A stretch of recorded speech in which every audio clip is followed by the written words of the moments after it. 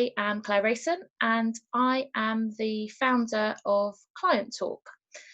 Client Talk strives to change the conversations that clients are having with and about, or professionals are having with and about their clients. So I hope that today is going to be slightly different from the usual webinar that you might have attended on client feedback programs.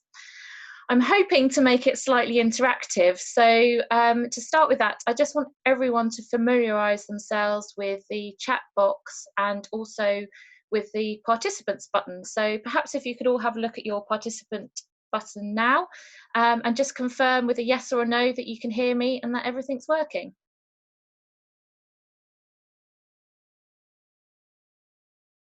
That's great. I've got one person that said yes at least.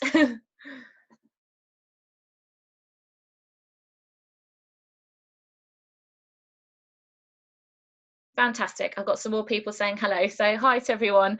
I'm really pleased that you can hear me. So as I said, I'm going to try and make this interactive. I much prefer being in person where I can get some audience participation.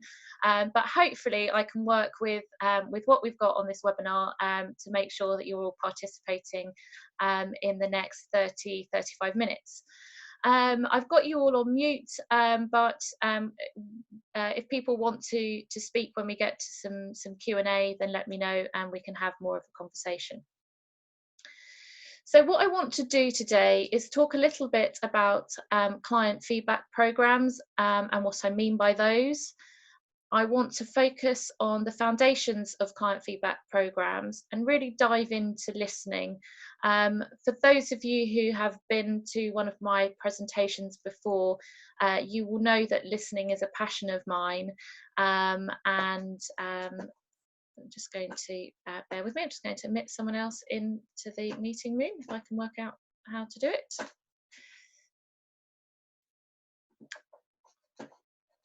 So I'm going to talk about client feedback programs. I'm going to have a look at listening and the foundations of client feedback programs, how we listen and who listens. And I want to try and avoid the C word too much, but I will be looking a little bit at what conversations we should be having now, given where we are and given the current crisis. So hopefully that's what everyone was expecting. I'm going to start by asking you all a question. So I can see that the chat box is working for many of you. So if you can all just take a few minutes to think about client feedback and why it is that we gather it, and perhaps offer me some thoughts in the chat box as to why it is that you have client feedback programs and why it is that you think it's of benefit to have one.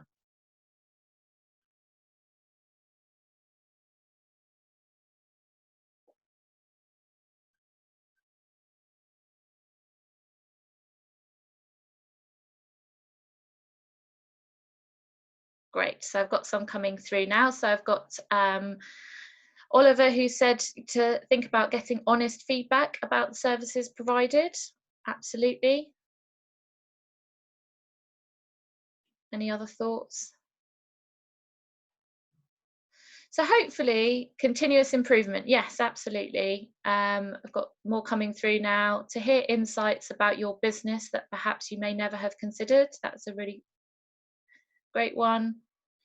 To create a feedback loop to improve our client performance. To challenge yourself and any client care aspirations. So some really great comments there, and hopefully I've picked some of those up on the slide as well as some others to get you thinking here. So I think there are a whole host of reasons why people have client feedback programs, and I think that the benefits are well known. Perhaps the benefits are so well known that we don't stop to pause to think about them. And that's what I really want to do at the beginning of this presentation, is to do a bit of a pause to think about those benefits and how they shape our programs. So broadly speaking, we can split the benefits into two different boxes. So there are strategic reasons why we might want to have a client feedback program. And there are also relationship reasons why we might want to have a client feedback program. I've kind of split some of those ones up here. So some of the strategic reasons might be to help us create products or services, or to identify opportunities. On the relationship side, there are reasons why we might want to, and some of you have mentioned them there, so client care, to challenge ourselves, to make ourselves better for our clients. Now, the reason that I've split it up in this way is because the objective of the program, in my view, should often drives the way that we collect feedback. So where our objective is a strategic one, you're often looking at many different clients or targets. So in order to gather data, you tend to think quantitatively. So you might have a survey that you send out to everyone on your list, or you might look to do client interviews, but very much in a structured way, where you've got a set series of questions that you're going out and speaking to clients or targets about. And because you're talking about lots of data, this tends to be one-off. On the other side, when we're looking at relationships, we tend to focus on the client. So the standard here would be a key account management program, where you're really thinking about your top clients. And the need there really is to gain deeper insight. And when you're looking at gaining deeper insight, you tend to go down the qualitative route. So you might be doing more one-to-one interviews, be they over the phone, be they in person, be they via Zoom these days. And because of the nature of the feedback that you're looking for, the programs tend to be continuous. Now, I do often talk about how you can move from a relationship feedback program to a strategic one. And oftentimes people sit in either camp and fail to see the crossover between the two. That's not going to be the focus of today, but I'm happy to chat about that to anybody in the future if they're interested.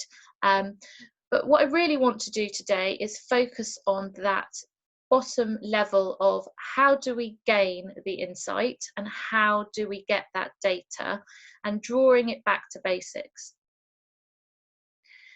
Now, I haven't mentioned the C word yet, and it might be that you're sitting at home and you're thinking, okay, Claire, this is all great when it's business as usual, but we're currently all at home. We're all out of our comfort zones. I've already said webinars are outside of my comfort zone. I much prefer being in person and seeing some reactions from the audience. So I suspect for many of you, your client feedback programs are on hold. And I just wanted to talk to you about that for a moment.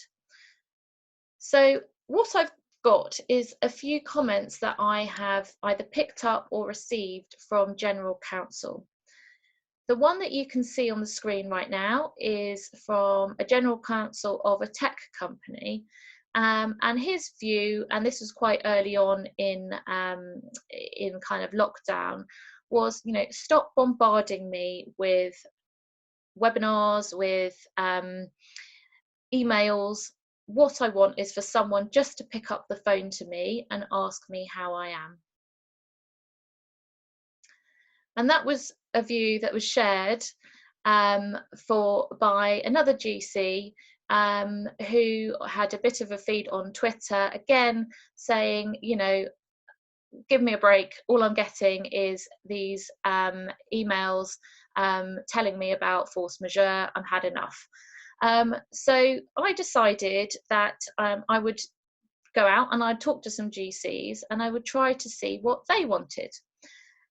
And the views that I got back from them were very much in line with both that LinkedIn post and also from the Twitter feeds. And that was, you know, what we want right now is empathy. We want someone to pick up the phone. We want someone who can understand us, who can listen to us. And that was very, very strong. And I've been talking to other colleagues, and, you know, these views have been echoed, and they have said, you know, actually right now people are in a much a position where they're much more open, where they're sharing things with us that perhaps, 2 months ago they wouldn't have shared with us. So I think that there's a desire to talk, there's a desire for people to open up, and that is really what I want to focus on for the rest of this webinar. Thank you to some of you who are sending comments through on the chat and spurring me on. It's great to know that someone is behind the computer screen, so thank you.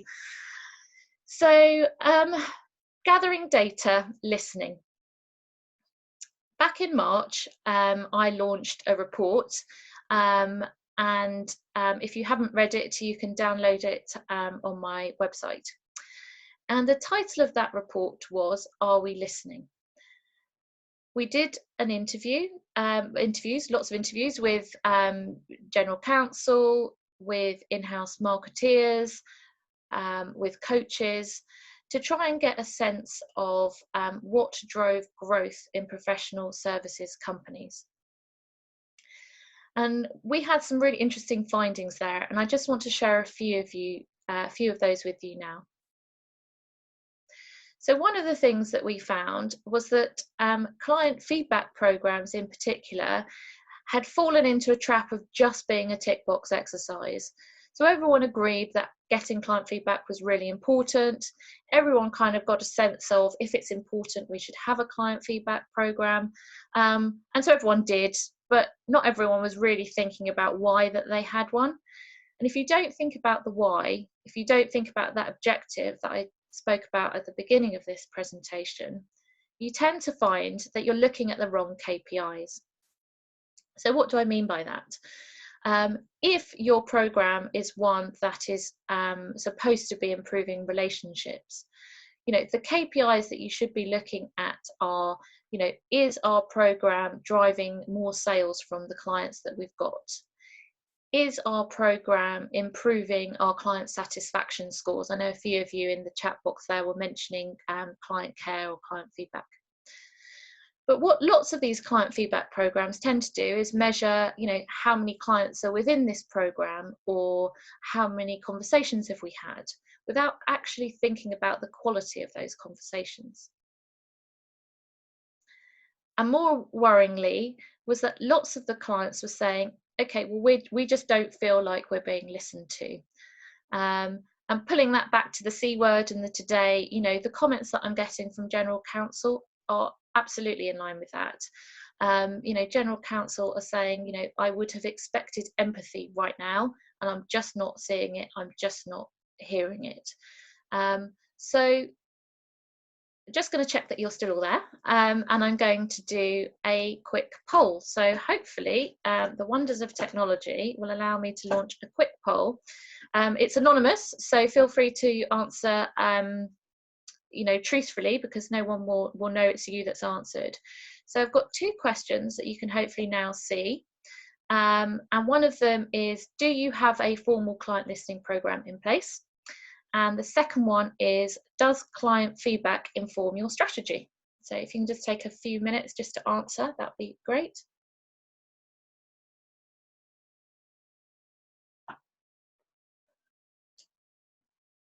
So the answers are starting to come in now.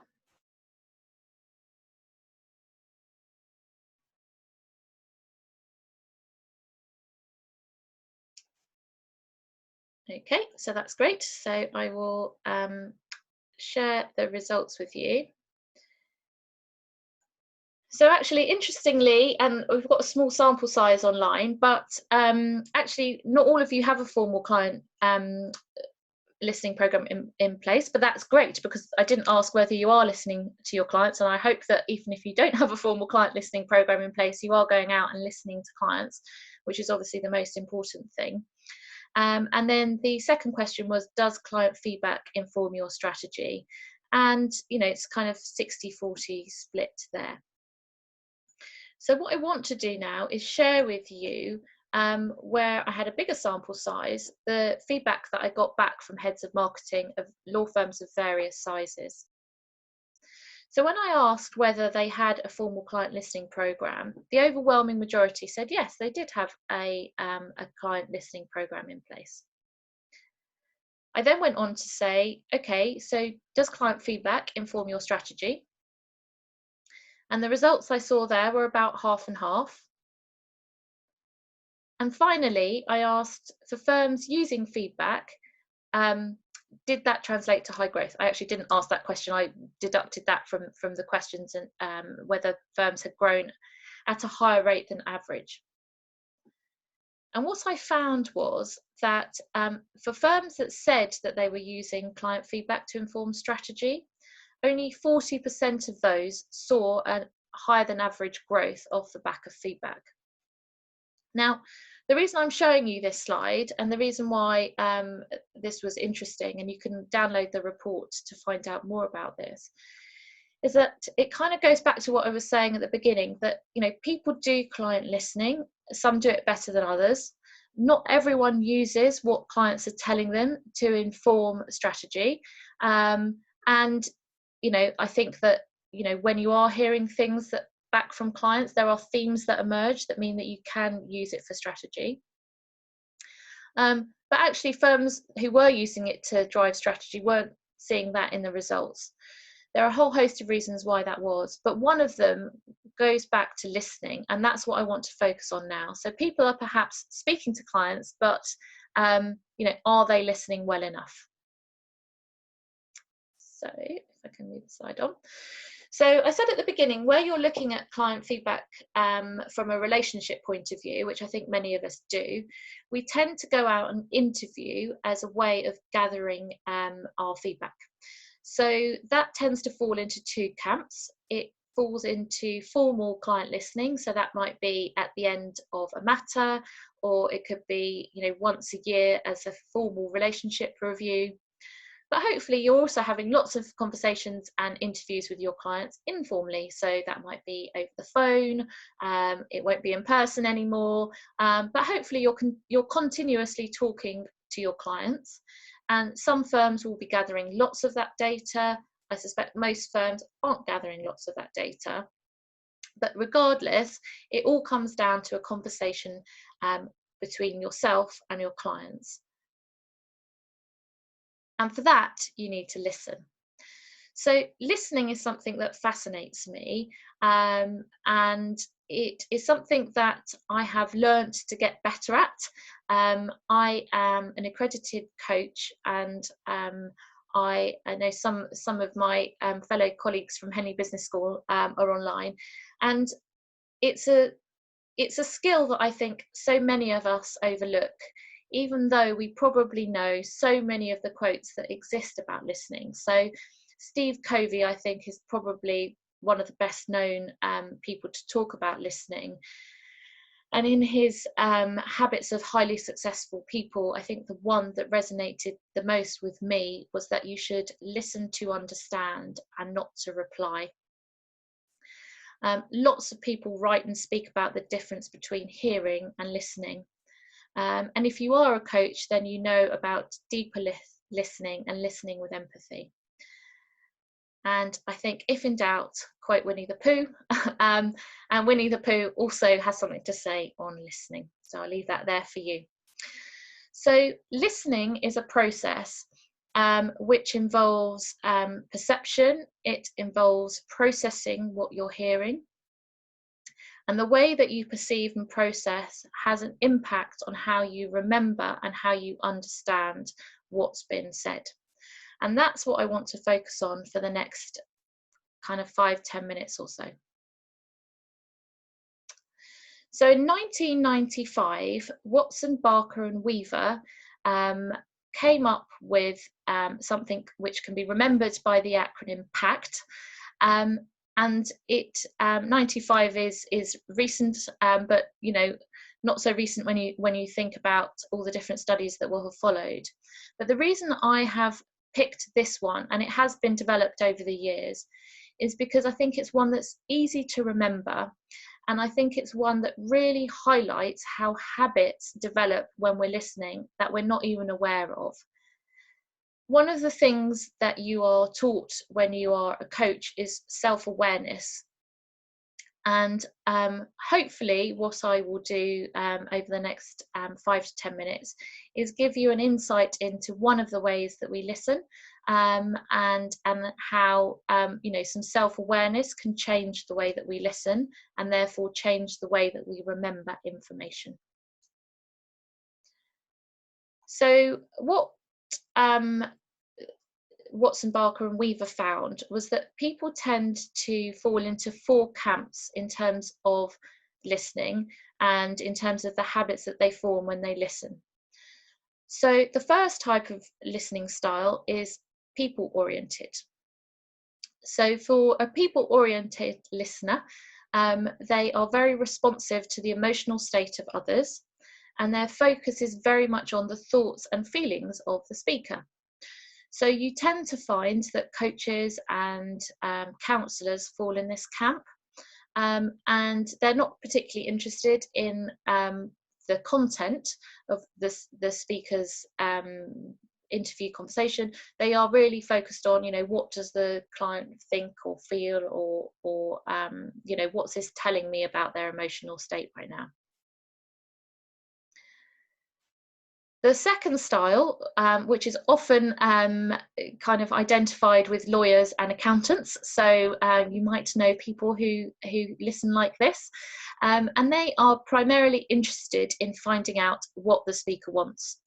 So their focus is the task at hand, their focus is solving problems, and you tend to find with action-oriented listeners, they tend to be quite impatient, and they really want to get to the heart of the matter. The C impact is for content-oriented listeners, and this is someone who tends to be very technical, so scientists tend to fall here. And they're very detail oriented. They're not looking for emotion, they're not looking for the solution. What they're looking for is the facts. So they're looking to see, they're looking for the challenge and the complexity in what is being said. And the final one is time-oriented. You'll be pleased to hear that this is the minority of the population, and these are the people that will start a conversation. I've only got 5 minutes, and then they'll go into the conversation. So they are very much to the point, and the focus is very much on how long that they have to listen to you.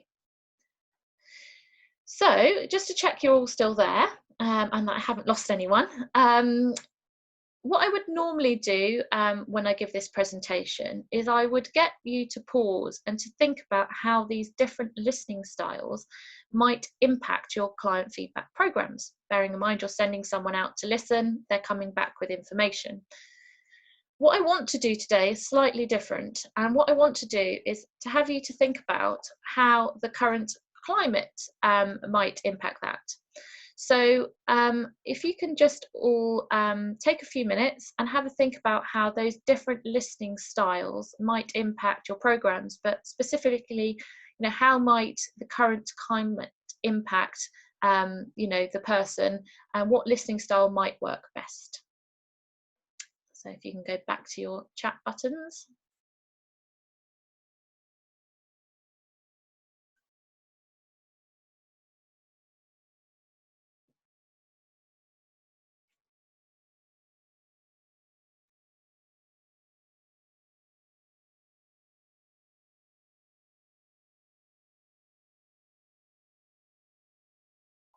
So someone's just asked me to go back to the slide with a different style. So there are the different styles, just to remind you.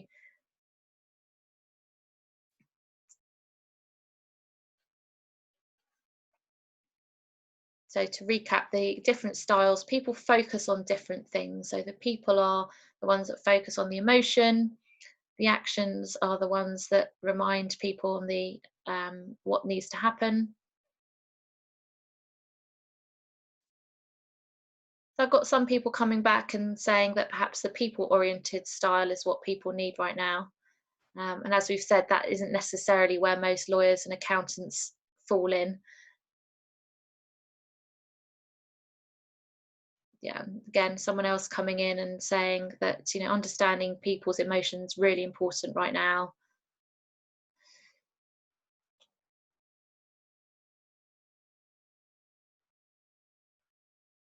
And actually, interestingly, and I will talk about that in a second, that under stress, people sometimes fall into different styles. So actually, no, not only is the person who you are talking to stressed and worried and in a unusual environment, but actually the person who is doing the listening is also outside of their comfort zone, and that can move you perhaps from being someone who was ordinarily a people oriented listener to perhaps thinking more about time, perhaps being more concerned about, okay, well, what can I do for you?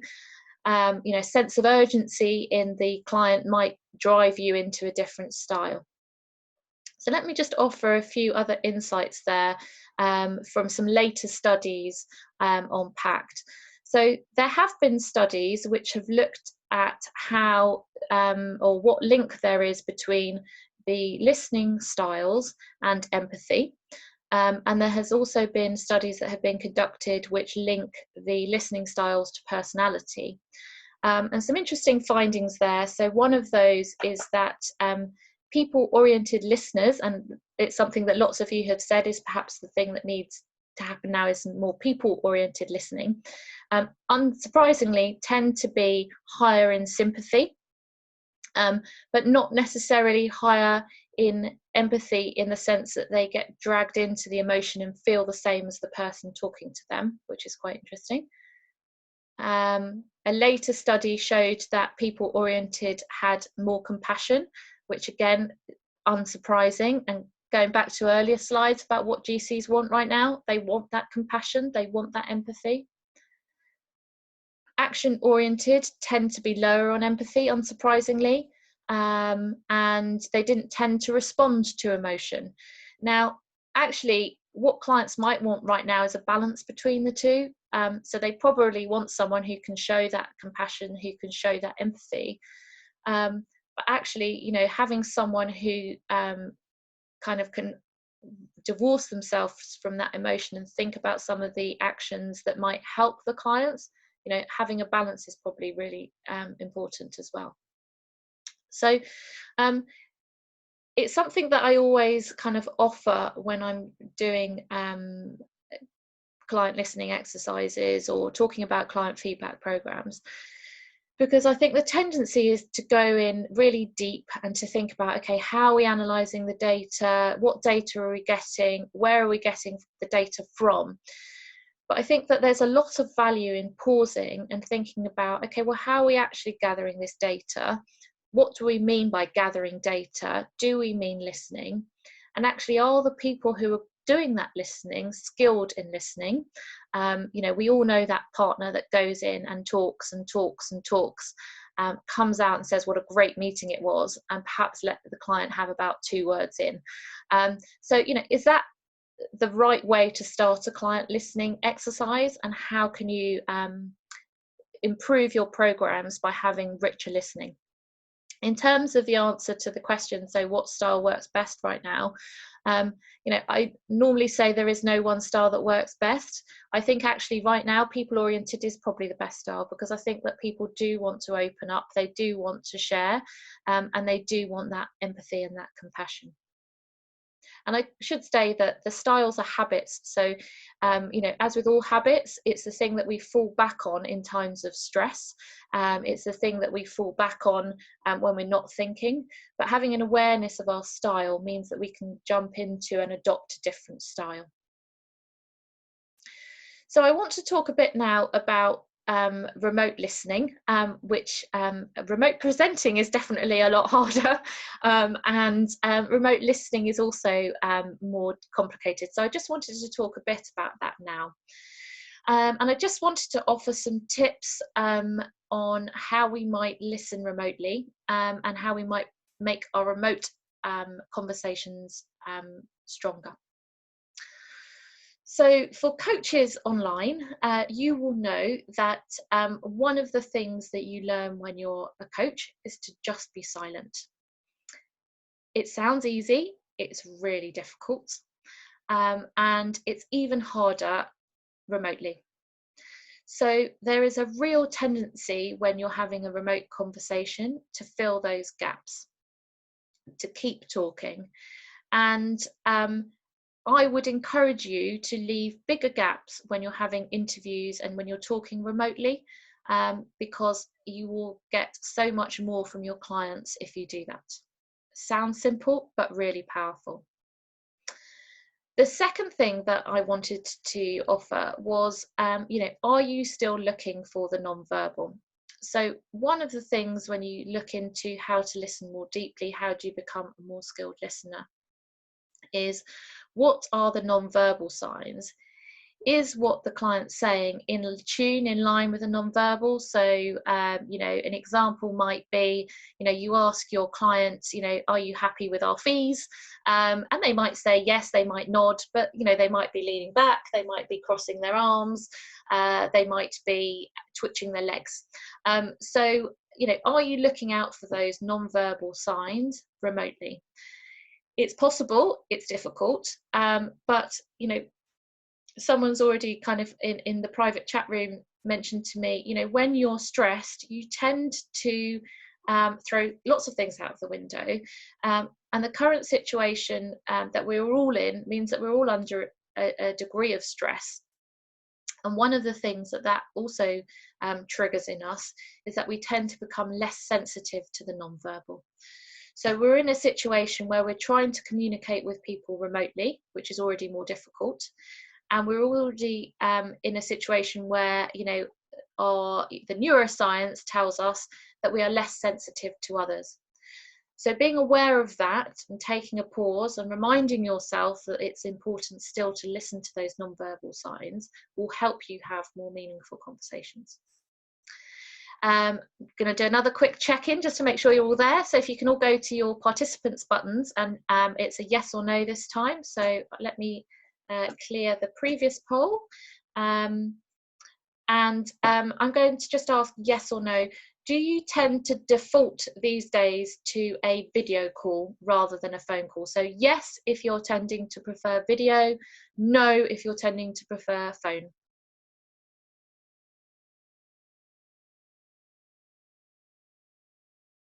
So I've got people answering there. So the majority of you seem to be preferring video conferencing. And it's really interesting because, Zoom is a technology that's been around for a while. I'm using it now for this webinar. And I think everyone's discovered it with lockdown. There's a real appetite and desire still to see people. And everyone is falling back on, let's do a video conference. And that's great. And in the vast majority of cases, probably to be preferred because you can do that, non-verbal. But what I would say is, as with everything, don't assume that's what your client prefers. Ask them. I have 4 children. They are currently all out on their daily walk, and they have been instructed to stay on their walk with my husband, I should add, not on their own. And they're going to come back when I finish this webinar. But it's really challenging if you've got children at home. It's really challenging if you've got pets at home. You might just not be comfortable sharing your living room with your lawyer. So, make sure that you check in and find out whether actually clients want a video conversation or whether they'd be happier by phone, which, might afford your client the opportunity to step out into the garden, to step upstairs, so it's that assumption thing again. Make sure you remember to ask before you just impose. And then the final thing that I wanted to offer was summarizing. So summarizing is a tip that, a tool that coaches use a lot. It is something that you use when you are learning active listening. And it's a really useful thing to do when you're having remote conversations with your clients. And it's really simple. So, remind yourselves every, 20 minutes, whatever it might be, to play back what you're hearing. And this goes back to the listening styles. So, if you're a people-oriented listener, your summary might sound something like, so what I'm hearing is that you're really upset right now, that you're really concerned about the fact that you've had to furlough lots of your employees, and that's causing you lots of anxiety. If you're an action-oriented listener, your summary might sound something like, I understand you've had to furlough lots of your employees, and what you want from us is a checklist of what you now can or can't do with those employees. So depending on your style, you might have picked up, different things, but also the person that you're talking to might have been trying to convey, something different. So summarizing is a really good way of making sure that you've heard what the client wants you to hear, and it demonstrates to the client that you're listening. So summarizing, a really, really helpful, useful tip for everybody. So if I can Wonders Technology, move to the next slide. So I just want to, before I kind of wrap up and ask people for any questions that they might have, I just wanted to kind of go back to client feedback programs, given that was what I sold this webinar as. So I've spoken a bit about, what's the objective of client feedback programs. When you know what the objective is, you can start to plan your KPIs. And the first thing that you should do is think about, okay, well, how are we gathering information? And if we're gathering information through an interview, are we really thinking about how we listen and how we get information back from our clients? But I just wanted to talk more broadly about client feedback programs for those of you that have formal feedback programs. And for those of you that don't, you will be going out and listening to your clients. So, the same will be true. But I just wanted to talk a little bit about kind of what's the role of client feedback programs in the current climate, and also think a little bit about kind of what actions we can be taking off the back of the conversations that we're having. So in terms of, kind of the role in the current climate, one of the strengths of client feedback programs is they make sure that you capture and remember who all of your important clients are, particularly if you've got a key account management program. Now, in times of crisis, in times of stress, we tend to firefight, we tend to respond to people who are calling us. We very rarely take the time to pause and to think about who we're talking to and what we're doing. So one of the roles that client feedback programs has right now is to give you the opportunity to go back, to have a look and see who you're talking to and whether you've missed anyone off. Now, some of your clients will be incredibly busy right now. They might be in the retail industry, it might be a supermarket that's open for business and that is incredibly busy. They might be a tech client that's having to work really hard to service their clients. They're likely the ones that are on the phone. But you might have clients that actually have had to pause their business, that are really concerned, probably don't have any need for you right now, or maybe they have, but that need's now gone away. And those clients are probably the ones that really need a people-oriented listener. They are probably the ones that really need some empathy.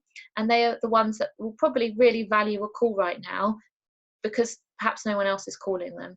So a client feedback program right now can be a really useful way of remembering your clients and making sure that you're calling all of the clients that you need to.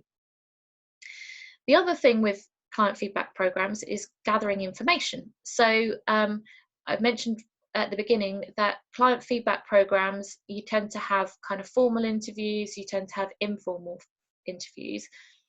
Client feedback programs are really good at capturing that formal stuff. So where you send someone off to do an end of year review, they tend to not be so good at that informal level.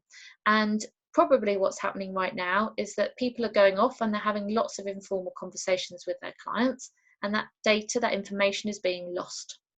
So for people in marketing teams, for people responsible for client feedback programs, I would encourage you to talk to your professionals, talk to the partners, talk to the senior associates, talk to the people who are talking to clients, and make sure that you're gathering some of the information from the conversations that are happening, because they will help you now, but they will also help you going forward.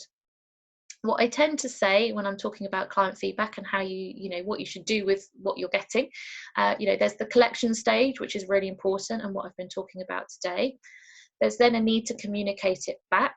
So it's great that partners had a really strong conversation with a client, but that information needs to filter back to the client team. It needs to filter back to the marketing team, and that still needs to happen. And then nothing worse than having a conversation and doing absolutely nothing with it. So action. And what does that action look like right now? So going back to the beginning with the those general counsels complaining about force majeure clauses, and actually as an aside, one of the general counsels that I spoke to said that, you know, conversations around force majeure, you know, whilst perhaps interesting, you know, for this particular client showed a complete lack of understanding to their business, because yes, I could go to all my suppliers and I could say force majeure, let's get rid of all of our contracts, but actually that client wants to do business with those suppliers going forward. So destroying the relationship that they've got with them right now was not what the client needed or wanted. What they wanted was a conversation to see, okay, well, how can I put myself in a really strong position without necessarily breaking the whole of my supply chain by enforcing a contract. But when you start to talk to clients and you start to understand what they need, you can shape your content. So, you know, clients aren't saying they don't want webinars. What they're saying is they don't want irrelevant webinars. So find out what it is that they do want to hear about. You can use that information to help shape your offering. So again, another general counsel that I spoke to said, you know, we are incredibly busy, and not only are we incredibly busy, we're finding ourselves short-staffed because lots of our in-house team are going off sick, they're self-isolating, they've got children, they can't do the full day. And what we need is someone who can come in and be a part of my team that I can boss around and fill that gap. So finding that out from one client might help you with other clients who might also need that offering, but who might not be as readily open with that information. So make sure that you're using that information, hearing that information, and doing something with it. And finally, strategy. So it possibly seems like an odd time to be talking about strategy, but the current period that we're in gives everyone the opportunity for a strategic timeout. Mark Ritson, for those of you who follow Mark Ritson of Marketing Week, recently spoke about strategic timeouts and how it was really important to be thinking about that right now. So all of the information that you're gathering from clients, you know, use it, think about it. What themes are you seeing that might be useful when we come out of where we are? But also, how might that shape your strategy? Because some companies are going to really struggle when we come out of this. You know, what are they going to want? What are they going to need? What are they telling you that they might want and need? And what can you be doing now to put yourself in a really good position in the future? So I'm going to move on to the final thoughts slide. So if anyone's got any questions whilst I'm kind of moving on to that, you know, share them with me. Hopefully you're still all there. So final thoughts. You know, for me, listening is key to relationships with clients. It's key for client feedback programs, whether formal or informal. And I think the reason for that is if you listen well, you can cut through the noise. There's a lot of noise at the minute. You can gain a clearer understanding of client need, which is, you know, everyone always says the holy grail. And you can be that person that they want on the other side. Some people might just want to have a chat right now. Pick up the phone, have those conversations, because they will remember you when we come out of the other side. So I will put on my last slide. Oh, and there was one more point, which is, you know, what do we do as a firm to make sure that we understand listening? And that's probably the one thing that I want to leave you with. You know, do you go out and train your listeners? Do your listeners think about listening, or do they just go out and have a conversation and do lots of things by habit? And if that's the case, what impact does that have on you and your programs? So thank you for listening to me.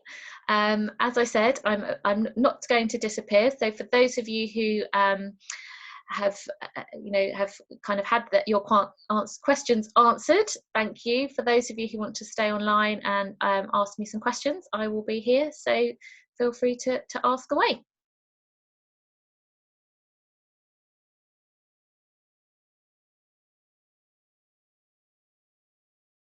So one question I've had through is where can I download the report? So for those of you who want to download the report, it's on my website, and you can either go clienttalk.co.uk/are we listening, or you can go to the Insight tab and you will be able to download the report there.